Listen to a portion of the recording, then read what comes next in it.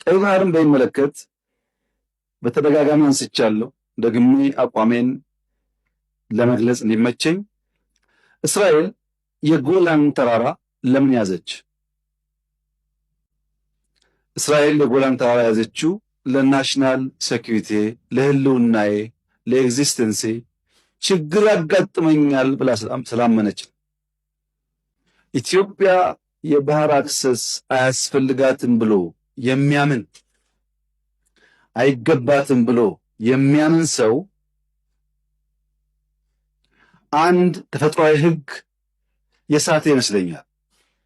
ሰው ይወለዳል፣ ሰው ያድጋል፣ ሰው ያረጃል፣ ሰው ይሞታል። ይሄ ተፈጥሮ ነው። ቀይ ባህርና ኢትዮጵያም እንደዚሁ ናቸው።